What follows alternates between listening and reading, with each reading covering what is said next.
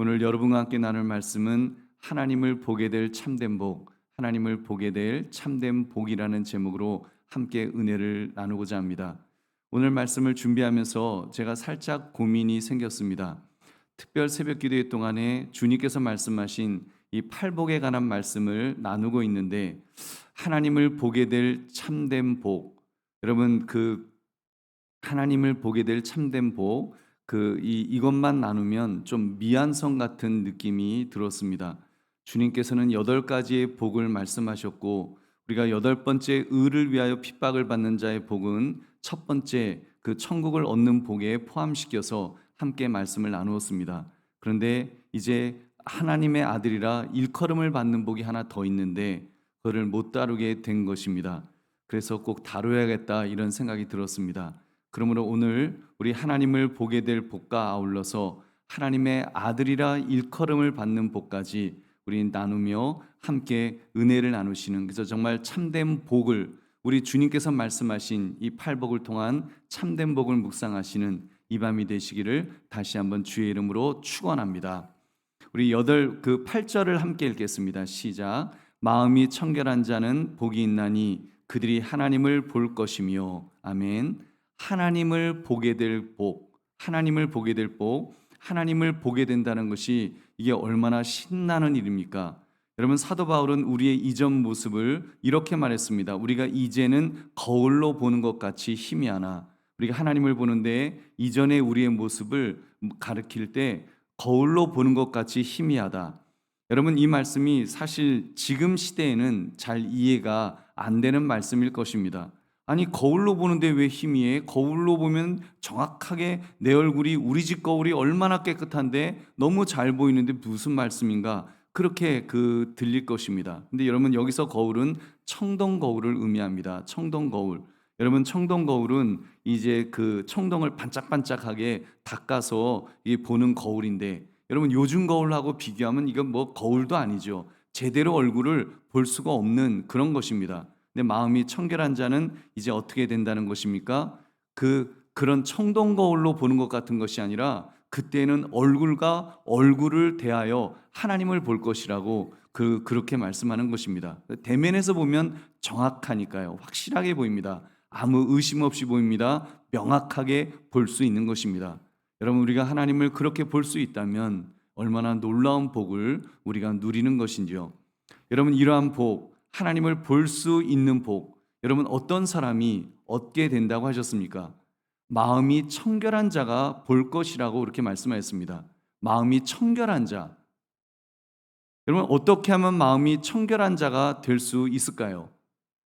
여러분, 청결이란 깨끗한 것을 말하는데, 마음이 깨끗한 사람이, 여러분, 마음이 깨끗하게 한다는 것이 이게 여간 쉬운 일이 아니죠. 흔히 우리 이렇게 말합니다. 저 사람은 아직 세상의 때가 묻지 않았다. 마음이 깨끗하다는 그런 이야기입니다. 그렇다면 여러분, 마음이 청결한 자란 아직 세상 때가 묻지 않은 어린아이들이면 되겠습니까?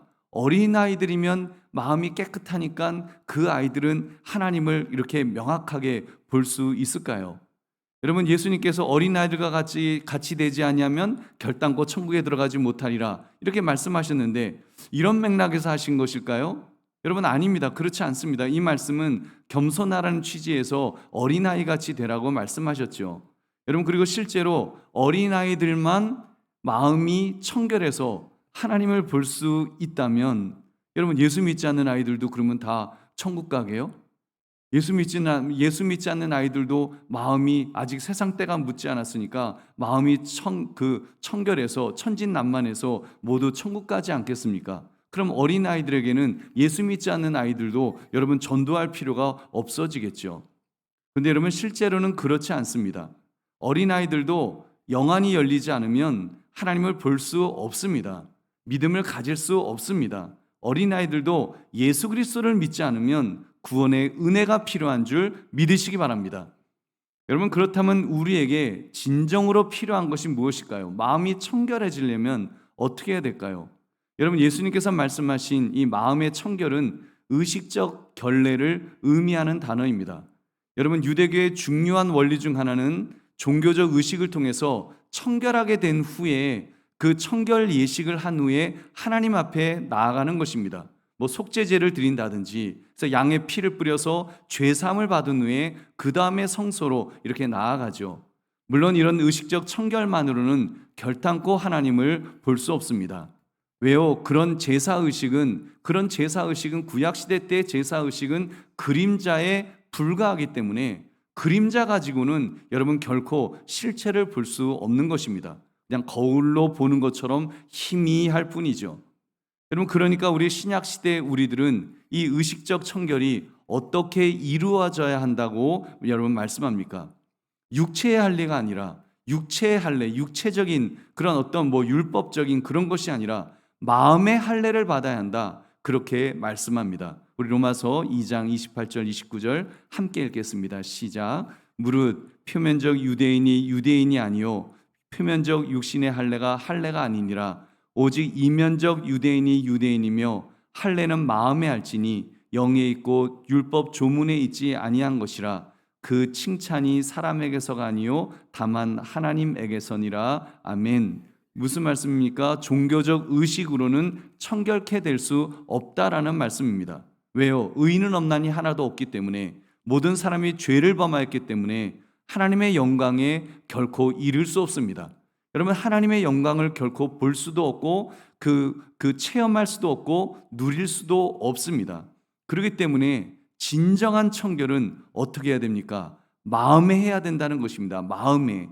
여러분, 마음에 우리가 그런 할례를 받듯이 육신의 할례를 받아서 깨끗함을 받는 것처럼 마음의 할례를 받아야 되는데, 어떻게 마음에 합니까? 믿음으로, 예수 그리스도를 믿음으로 받는 줄로 믿습니다. 여러분, 예수 그리스도를 믿음으로 정결케 될 수 있습니다. 골로새 2장 11절 말씀 같이 읽겠습니다. 시작. 또 그 안에서 너희가 손으로 하지 아니한 할례를 받았으니 곧 육의 몸을 벗는 것이요 그리스도의 할례니라. 아멘. 여러분, 그리스도의 할례를 받으면 육의 몸을 벗는다는 것입니다. 여러분, 육신의 옛된 나의 모습을 벗는다는 것이죠. 마치 눈에 비늘이 있는 것처럼 명확하게 보고 싶어도 희미하게 볼 수밖에 없는 죄악의 어떤 그 녹내장 같이, 백내장 같은 그런 것이 낀 것처럼 희미하게 안 보이는데, 여러분, 예수 그리스도를 믿음으로 여러분 우리가 마음의 할례를 받으면 명확하게 보게 될 줄로 믿습니다. 여러분, 손으로 한 할례가 아니라 그리스도의 할례를 받아야 한다고 했습니다. 그리스도의 할례, 하나님의 아들 예수 그리스도가 십자가에서 흘리신 그 피로 깨끗게 해주시는 그런 할례를 받는 것입니다. 그러면 그리스도께서 우리를 깨끗하게 해주십니다. 우리의 죄악을 모두 가져가셨기에 우리가 깨끗해질 수 있습니다. 청결해질 수 있습니다. 마음이 청결한 자가 될 수 있는 줄 믿으시기 바랍니다. 여러분, 그렇습니다. 마음의 청결은 내가 내 의지로, 나의 어떤 노력으로 이루어내는 상태가 아닙니다. 여러분, 우리 안에 계신 예수 그리스도께서 우리를 깨끗게 해 주시는 것입니다. 그가 청결케 해 주십니다. 그래서 우리가 의롭다함을 받고 우리 안에 성령 하나님께서 강하게 역사하실 때, 여러분, 우리의 눈이 떠진다고도 할 수 있습니다. 우리가 무언가 비늘이 벗겨지는 것을 우리가 그 무엇이 눈이 떠진다, 육의 눈이 아니죠. 여러분, 영의 눈이 떠지는 것입니다. 영의 눈이 떠지면 하나님을 보게 됩니다. 하나님을 보게 되는 것입니다. 여러분, 얼굴과 얼굴을 대하는 것처럼 명확하게 보게 되는 것입니다. 여러분, 얼마나 가슴 벅찬 그런 말씀이죠. 여러분, 그렇기 때문에 우리 믿음의 선진들, 여러분, 복음을, 예수 그리스도의 복음을 아직 어떻게 보면 그림자로만 가지고 있었던, 실체로 가지고 있지 못했던, 우리보다 더 조건이 좋지 않았던 믿음의 선진들도 여러분 하나님을 보았다는 사실입니다. 그들도 보았습니다. 어떻게 해요? 믿음으로 보았노라고 그렇게 말씀하는 것입니다. 히브리서 기자가 모세를 예를 들면서 그러하다고 말합니다. 우리 히브리서 11장 27절을 함께 읽겠습니다. 시작. 믿음으로 애굽을 떠나 왕의 노함을 무서워하지 아니하고 곧 보이지 아니하는 자를 보는 것 같이 하여 참았으며. 아멘. 여러분, 히브리서 기자가 말하는 거예요. 모세가 애굽 왕 앞에서 이스라엘 백성을 이끌려고 했을 때 얼마나 무서웠겠냐는 것입니다. 그러나 그와 함께 하시는 하나님을 보았다는 것입니다. 보여서 본 것이 아니라 안 보였으나 보았습니다. 그리고 이 히브리서 기자는 결국 그 하나님을 우리 성자 그리스도를 그렇게 안 보였지만 보는 그 마음을 가지고, 왜냐하면 그리스도가 곧 구원자이기 때문에 그를 구원할, 그 백성을 구원하실 자라는 것을 알기 때문에, 여러분 출애굽으로 애굽에서 구원받는 것도 어찌 보면은 그림자 아닙니까? 여러분 그것이 실체가 아니라 사실은 우리가 죄악의 애굽 땅에서, 영적인 애굽 땅에서 구원함을 받을, 그리스도로 말미암아 구원함을 받을 것을 여러분 실체를 보여주기 위해서, 실체를 기대할 수 있도록 그림자로 보여주셨던 바로 그 출애굽의 사건입니다. 그것을 모세가 무엇으로 보았다고요? 그 보이지 아니하는 자를 보는 것 같이 하여 참았다, 보는 것 같이 하여 담대했노라고 여러분 믿음으로 보았다는 것입니다. 여러분 그렇게 할 때 그가 승리한 줄로 믿습니다. 그가 승리하여서 정말 믿음의 장부로 섰던 것입니다. 우리 사랑하는 성도님들, 우리 역시도 마찬가지입니다. 마음이 청결한 자는 복이 있나니 하나님을 볼 것이라고 했습니다. 하나님을 보는 것, 여러분 지금 이 시대야말로 하나님을 보아야 할 그런 시대이라고 믿습니다. 하나님을 보지 않으면 도저히 살아갈 수 없는 그런 시대입니다. 말세의 지말이라고 말하고 있고, 정말 그 이단들이 얼마나 기승을 부리고 있고, 사단마귀가 그 공격이 점점 거세지고, 정말 그 우는 사자처럼 삼킬자를 막 찾으면서 으르렁거리고 있는데, 여러분 우리가 하나님을 보지 못하면, 우리가 하나님을 보지 못하고 그냥 우리가 그 눈먼 자들처럼 더듬더듬거리고 살아간다면 우리가 어떻게 살 수 있겠습니까? 우린 도저히 살 수 없습니다. 이 세상이 너무 험악해져 가기 때문에 우리는 도저히 살 수 없어서 우리는 하나님을 보아야 할 줄로 믿습니다. 그리고 그 하나님을 볼 수 있습니다. 하나님을 볼 수 있어요. 어떻게 해요? 믿음으로 볼 수 있다고, 믿음으로 볼 수 있다고 말씀합니다.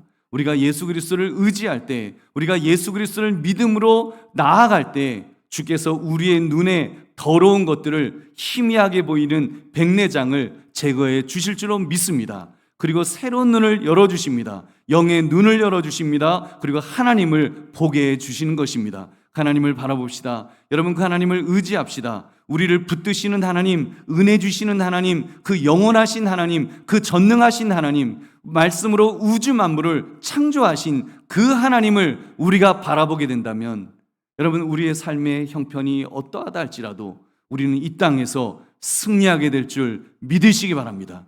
여러분 그렇게 승리하시기를 주님의 이름으로 축원합니다.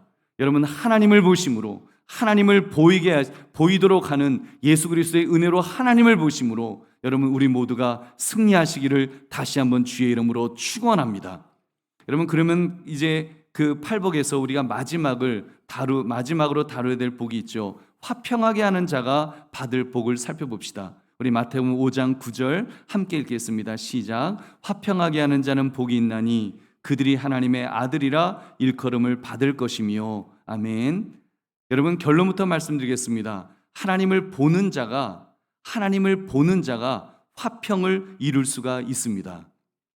여러분 어떻게 해요? 하나님으로 더불어 살아갈 때만 화평을 이룰 수 있기 때문입니다. 전능하신 하나님, 전지하신 하나님, 영원하신 하나님, 완전하신 하나님, 그 하나님을 명확하게 보게 될 때 여러분 감히 화평을 이룰 수 있는 힘이 생기는 것입니다. 여러분 사실 우리가 이 땅을 살아가면서 지금 이 세상을 살아가는데 대적들이 얼마나 많습니까? 우리를 삼키려고 하는, 싸워야 할 일들이 또 얼마나 많이 있습니까? 평화롭게 살려고 했다가도 우리 그러잖아요. 오늘은 내가 정말 평화롭게 살리라. 근데 짓밟히고 무시당하고 공격당하다 보면 이를 악물게 되잖아요. 살면 이를 악물잖아요. 독해질 수밖에 없지 않습니까? 그러니 화평하게 하는 자가 되기는커녕 이게 싸움닭으로 사는 것을 멈출 수가 없는, 여러분 그런 인생을 우리는 살아갈 수밖에 없습니다. 그러나 여러분 믿음의 사람은 그래도 그 속에서 어떻습니까? 믿음으로 마음이 청결하게 된 사람, 그래서 하나님을 마치 얼굴과 얼굴을 대하는 것처럼, 마치 내 삶에서 하나님이 옆에 친구처럼 계시는 것을 보는 것처럼 정말 하나님과 동행하면서 그렇게 살아간다면 여러분 두려움은 사라질 줄로 믿습니다. 여러분 분노가 멈추어질 것입니다. 복수하고픈 마음이 없어지면서 오히려 화평하게 하는 자가 되는 것입니다. 여러분, 그렇게 우리는 내적인 싸움에서 승리할 수 있습니다. 예수 그리스도를 믿는 믿음으로 이미 싸움에서 승리하였습니다. 승리한 사람들입니다. 그래서 마음속에서 일어나는 선과 악의 싸움에서 악을 선으로 이긴 사람들인 줄로 믿습니다. 여러분, 바로 그런 사람이 화평하게 하는 자가 될 수 있습니다. 우리 로마서 5장 1절 같이 읽겠습니다. 시작. 그러므로 우리가 믿음으로 의롭다 하심을 받았으니 우리 주 예수 그리스도로 말미암아 하나님과 화평을 누리자. 아멘. 그렇습니다. 하나님과 화평을 누리게 되면 여러분, 화평하게 하는 자가 되는 것입니다. 여러분, 화평하게 하는 것도 인간의 힘으로는 되는 것이 아니라고 말씀을 드렸습니다. 목사님, 나는 성격이 온순한 사람이에요. 저는 온순한 사람, 저 정말 온순해요. 저 화낼 줄 몰라요. 저는요, 다른 사람과 싸우지 않습니다. 그래서 저는 화평한 사람이에요 라고 말씀하신다면, 글쎄요, 그렇다고 화평하게 하는 자가 될 수 있을까요? 성품적으로 온순하면 화평한 자가 될 수 있을까요? 여러분, 안 싸운다고 화평하게 하는 것은 아니라고 생각합니다. 여러분, 힘이 없어서 당하는 것은 화평이 아닙니다. 싸울 줄 몰라서, 화낼 줄 몰라서 당하는 게 그게 왜 화평입니까? 자기 자신을 부당한 폭력에 방치해버리는, 여러분, 그거는 또 다른 어떤 비겁한 행동이죠. 폭력을 방치하는 비겁한 행동이에요. 여전히 그 속에는 화평이 아닌 폭력이 난무하는 것입니다. 여러분, 진정한 화평은 하나님으로 더불어 할 때만 화평이 시작될 수 있습니다. 여러분, 진정한 화평은 하나님으로 더불어 하는 데서 시작되는 것입니다. 에베소 2장 14절 15절 같이 읽겠습니다. 시작. 그는 우리의 화평이신지라 둘로 하나를 만드사 원수된 것 곧 중간에 막힌 담을 자기 육체로 하시고 법조문으로 된 계명의 율법을 폐하셨으니 이는 이 둘로 자기 안에서 한 세 사람을 지어 화평하게 하시고. 아멘. 그래서 그리스도가 우리의 화평이십니다. 그리스도를 통할 때에만 이제 참된 화평을 이루는 것입니다. 그가 자기의 육체로 죄악의 담을 허물 때, 그래서 먼저 하나님과 인간 사이에 그 담이 무너질 때 화평이 시작되는 것입니다.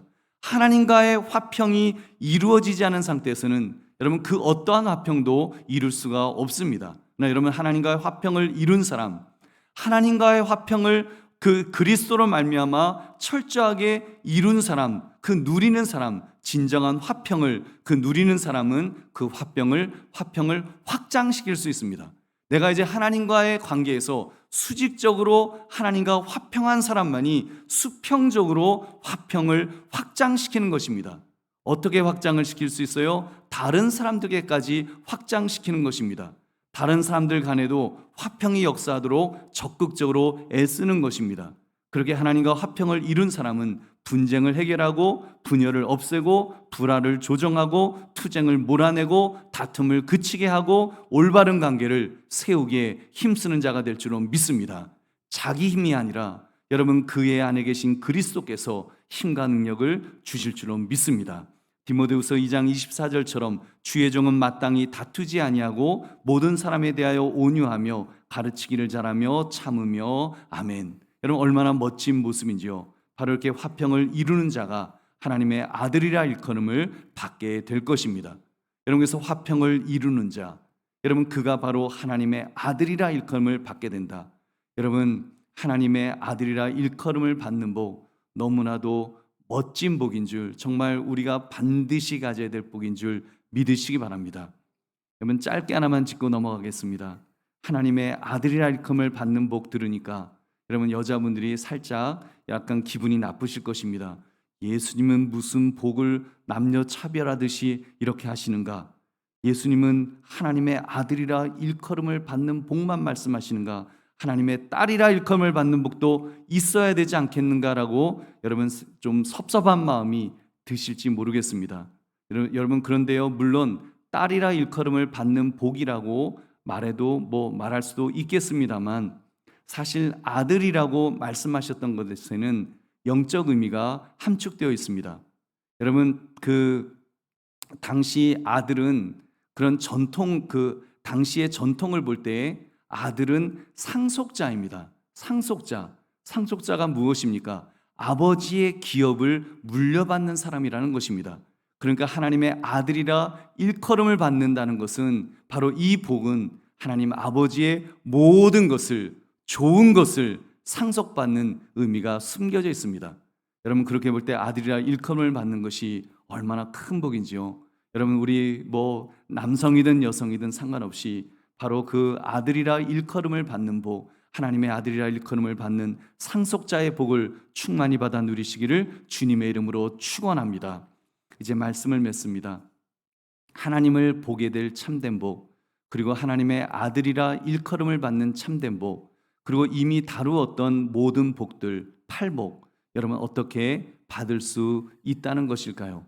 어떻게 받을 수 있다는 것입니까? 우리 한 가지로 귀결이 되었습니다. 한 가지로 귀결이 됩니다. 그것은 믿음입니다. 바로 믿음, 예수 그리스도를 믿는 여러분 믿음만이 우리가 팔복을 누릴 수 있는 줄로 믿습니다. 여러분, 심령의 가난도 예수 그리스도의 은혜가 아니면 살 수 없다고 하는 바로 그 전적으로 주님만 의지하는 그 믿음에서 시작된다고 했습니다. 애통도 마찬가지입니다.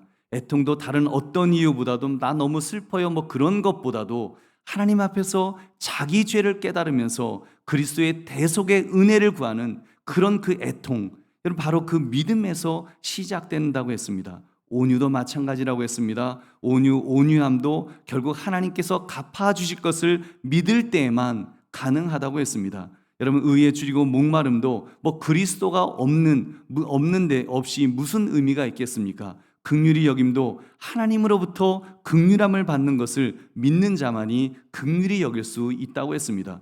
조금 전 마음의 청결이야 또 무슨 말을 더하겠습니까?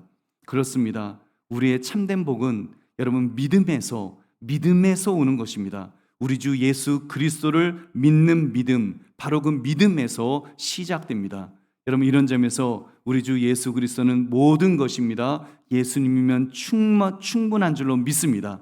예수님이면 충만할 수 있습니다. 예수님이면 완전할 수 있습니다. 예수님이면 영원할 수 있습니다. 여러분, 그러므로 팔복을 살피면서 우리 이 진정한 복이, 이 진정한 복, 우리 이제 추수감사절이라서 무슨 복을 셀까 이렇게 무엇 때문에 감사할까 우리 이럴 때 진정한 복이 바로 예수 그리스도를 믿는 믿음에서 시작되는 것을 깨달아서 정말 믿음이 이게 얼마나 팔복을, 예수님 말씀하신 팔복을 누리는 바로 키워드라는 것을 깨달아서 여러분 믿음의 굳건히 서시는 저와 여러분 되시기를 주님의 이름으로 축원합니다.